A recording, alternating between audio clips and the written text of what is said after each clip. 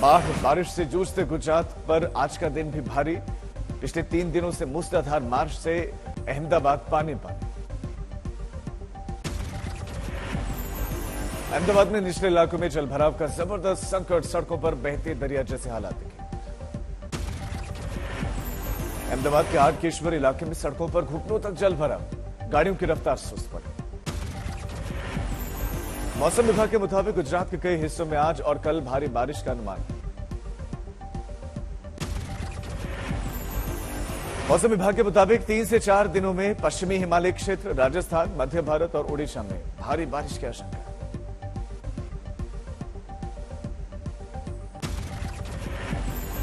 भारी बारिश से राजस्थान के जैसलमेर में बढ़ी मुसीबत, रिहायशी इलाकों में जबरदस्त जलभराव। जैसलमेर में जलभराव के बीच में फंसे वाहन, रोजमर्रा की काम बाधित। महाराष्ट्र के गढ़चिरौली जिले में 24 घंटे से बारिश और बारिश के बाद बाढ़ जैसे हालात, निचले इलाकों में मुसीबत। गढ़चिरौली में 1 जून से अब तक औसतन 169% बारिश दर्ज की गई है। पिछले कुछ घंटों से गढ़चिरौली के साथ साथ विदर्भ के प्रमुख जिलों में भारी बारिश की चेतावनी। महाराष्ट्र के चंद्रपुर में पुल के ऊपर बहता दिखा दरिया, एक शख्स ने जान जोखिम में डालकर पार किया दरिया। चंद्रपुर में जोखिम उठाकर पुल पार करने वाले शख्स को पुलिस ने पीटा। पुल के पास जुटे तमाशबीनों को भी खदेड़ा गया। अकोला में बाढ़ से तबाही, सैलाब में फंसी एक 60 साल की बुजुर्ग महिला की 18 घंटे तक एक झाड़ को पकड़कर उन्होंने बचाई जान, बाद में उनको रेस्क्यू किया गया।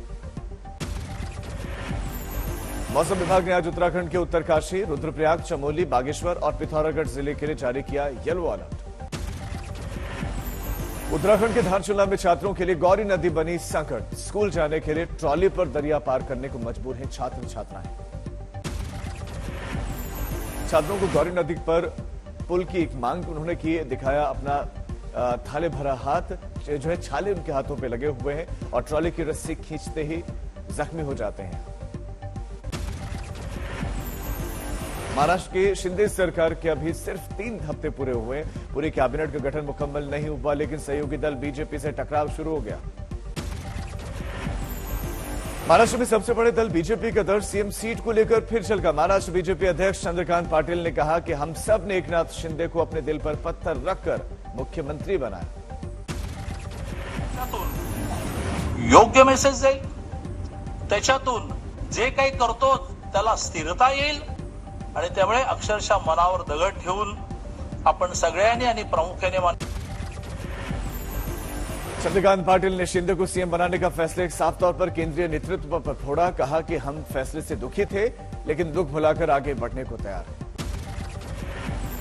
महाराष्ट्र बीजेपी अध्यक्ष चंद्रकांत पाटिल ने इस बयान का कांग्रेस ने उड़ाया मजा। कांग्रेस नेता सचिन सावंत ने ट्वीट किया, एक गाना, मैं खुश हूं मेरे आंसुओं पे न जाना।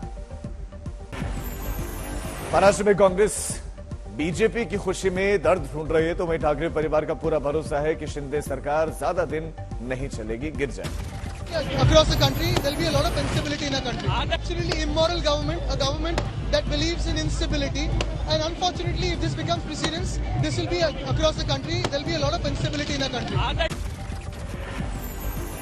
महाराष्ट्र में शिवसेना की अंदरूनी कलह अब सुप्रीम कोर्ट और चुनाव आयोग का दरवाजा खटखटा रही है। उद्धव गुट पर पार्टी और सिंबल गंवाने का खतरा है, लेकिन ठाकरे परिवार का भरोसा, कोर्ट के फैसले के बाद बागियों की सदस्यता बचेगी नहीं।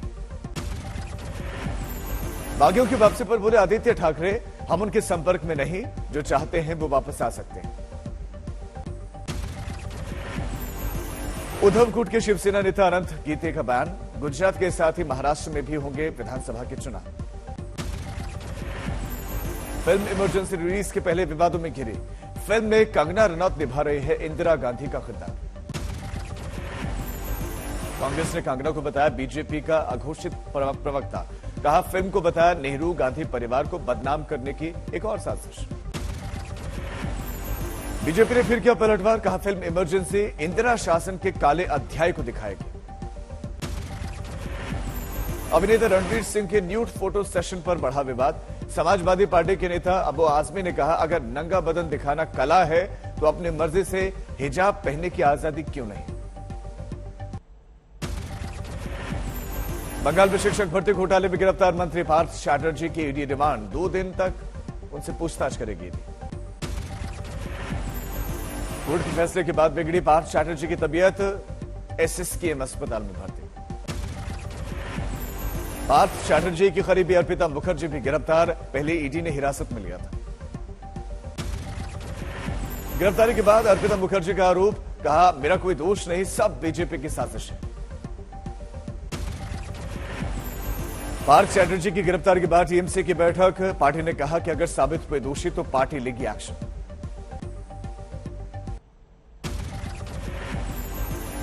टीएमसी नेता फिरहाद हाकिम का आरोप, चुनाव से पहले पार्थ चैटर्जी बीजेपी में शामिल हो जाते तो उन्हें बीजेपी की वॉशिंग मशीन से साफ कर दिया जाता। फिरहाद ने कहा कि पार्थ को बीजेपी से नहीं जुड़ने का दंड मिला और साजिश के तहत उनको निशाना बनाया गया। आज जम्मू दौरे पर जाएंगे रक्षा मंत्री राजनाथ सिंह, विधानसभा चुनाव की तैयारियों का जायजा लेंगे। आज संसदीय क्षेत्र अमेठी जाएंगे केंद्रीय मंत्री स्मृति ईरानी, बीजेपी विधायक मयंकेश्वर शरण सिंह के भाई के निधन पर प्रकट करेंगे शोक संवेदनाएं। अमेठी से दोपहर में रायबरेली रवाना होंगे स्मृति ईरानी, एक कार्यक्रम में करेंगे शिरकत। राष्ट्रपति भवन में आज रामनाथ कोविंद का आखिरी दिन, राष्ट्र के नाम संबोधन। 25 जुलाई को राष्ट्रपति पद की शपथ लेंगी द्रौपदी मुर्मू। दिल्ली में आज बीजेपी की एक अहम बैठक है, बीजेपी शासित राज्यों के मुख्यमंत्रियों से मिलेंगे प्रधानमंत्री मोदी और बीजेपी अध्यक्ष जेपी नड्डा। दिल्ली की बैठक में होगा मंथन, बीजेपी शासित राज्यों की सफल योजनाओं को कैसे चुनावी राज्यों में सफलतापूर्वक लागू किया जाए। आज से 26 जुलाई तक द्रास में मनाया जाएगा कारगिल दिवस समारोह, बीजेपी ने की बड़ी तैयारी। जेपी नड्डा ने आज भरतपुर दौरे के लिए 4 लोगों की टीम गठित की, भरतपुर में साधु विजय दास ने खुद को लगाई थी आग।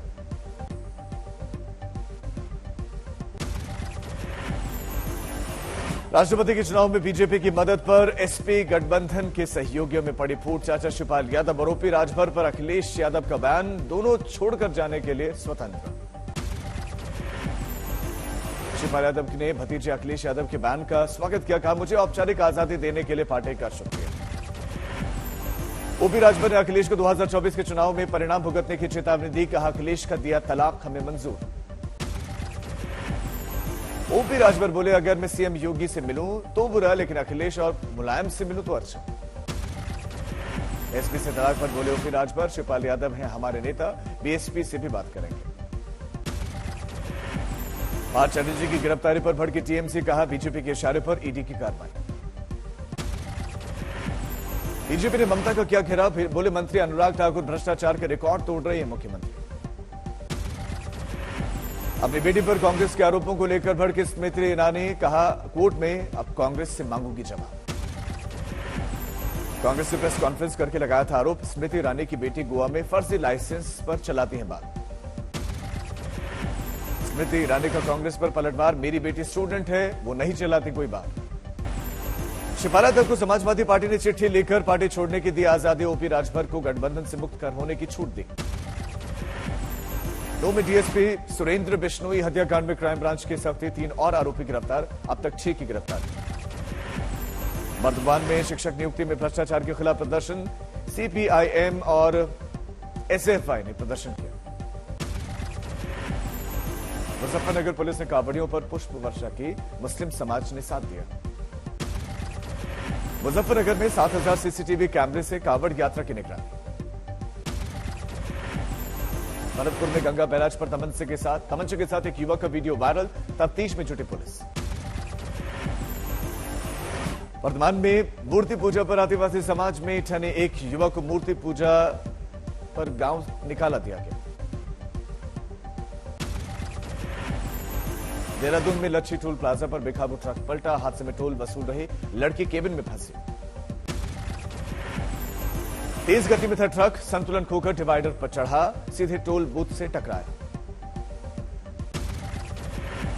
यूपी के सीतापुर में गोकशी के आरोपी पर लगा गैंगस्टर, 50 लाख की संपत्ति को। ग्रेटर नोएडा के मात्रा होम सोसाइटी में एक युवक पर महिला से बदसलूकी का आरोप, दोनों गाली गलौज करते सीसीटीवी में कैद। नवसारी में रात में ट्रैक ठीक कर लौट रहे रेल कर्मी हादसे का शिकार, एक कर्मचारी के दोनों पैर कटे।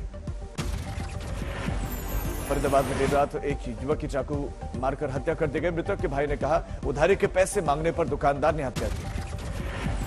मुजफ्फरपुर में पुलिस ने सोना लुटेरे को गिरफ्तार किया। यूपी के स्वर्ण व्यवसायी से 2 करोड़ 25 लाख की सोने की लूट की थी। राजस्थान के जोधपुर में रीट की परीक्षा देते हुए एक फर्जी परीक्षार्थी पकड़ा गया। सरकारी शिक्षक के फर्जी परीक्षार्थी।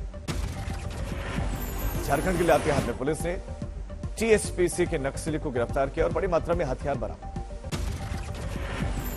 नई दिल्ली रेलवे स्टेशन पर एक महिला के साथ रेल कर्मचारियों ने किया गैंगरेप। पुलिस ने 4 आरोपियों को गिरफ्तार किया।